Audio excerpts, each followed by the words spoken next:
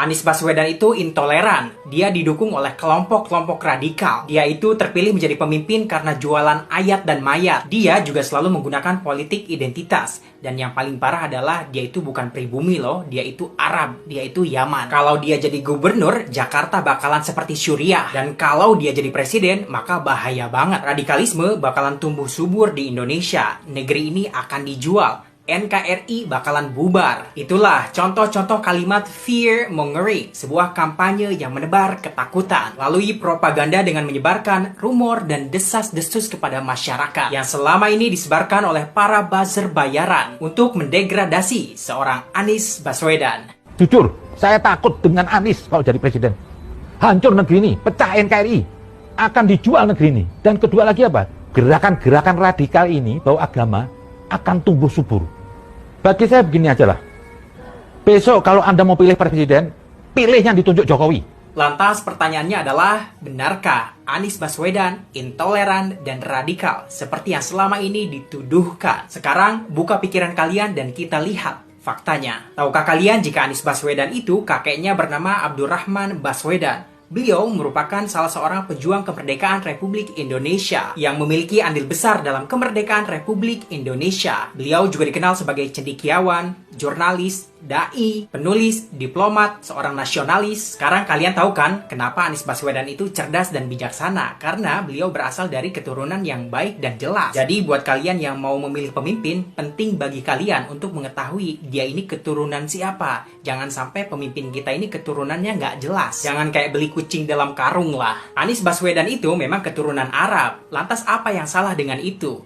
Toh Anies Baswedan juga warga negara Indonesia, sama halnya seperti Ahok, keturunan Tionghoa tapi orang Indonesia kan? Jadi yang suka bawa-bawa politik identitas itu siapa sebenarnya? Fakta yang selanjutnya, tahukah kalian saat Anies menjabat sebagai Gubernur DKI Jakarta, Anies punya program yang namanya Bantuan Operasional Tempat Ibadah. Misalnya saja pada tahun 2021, Pemprov DKI Jakarta telah menggelontorkan dana sebesar 140,5 miliar rupiah sebagai dana hibah untuk operasional tempat-tempat ibadah semua agama di Jakarta. Tercatat ada sebanyak 3.200 masjid dan 2.000 musola di seluruh Jakarta, 1.379 gereja di seluruh Jakarta, dan sebanyak 263 wihara di seluruh Jakarta. Masing-masing mendapatkan dana operasional setiap bulannya sebesar 2 juta rupiah dari Pemprov DKI Jakarta dan 1 juta rupiah untuk setingkat musola per bulan. Tidak hanya itu, Anies Baswedan juga memberikan intensif kepada para pengurus tempat-tempat ibadah seperti Marbot sebesar Rp500.000 per bulan. Tidak sampai di situ, Pemprov DKI Jakarta di bawah kepemimpinan Anies Baswedan setiap tahunnya secara rutin memberikan hadiah umroh gratis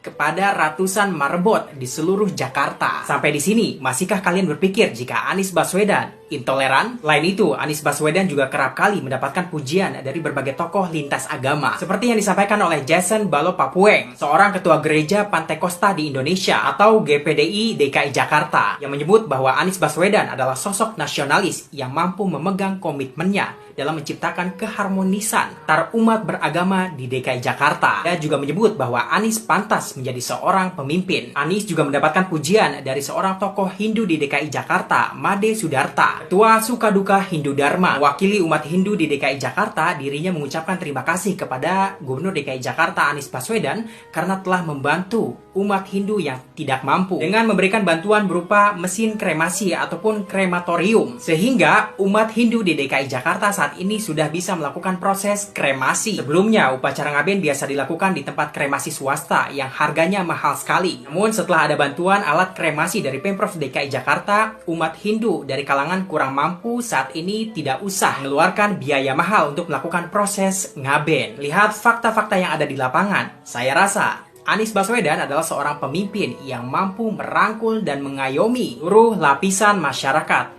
Tidak hanya umat muslim saja, tapi umat semua agama yang ada di DKI Jakarta. Toleransi dan harmonisasi antar umat beragama di DKI Jakarta berjalan dengan damai dan luar biasa pada era kepemimpinan seorang Anies Rashid Baswedan. Dari sini sudah jelas bahwa fear mongering, propaganda yang selama ini digaungkan oleh para buzzer bayaran bahwa Anies adalah intoleran, Anies itu radikal, adalah sampah.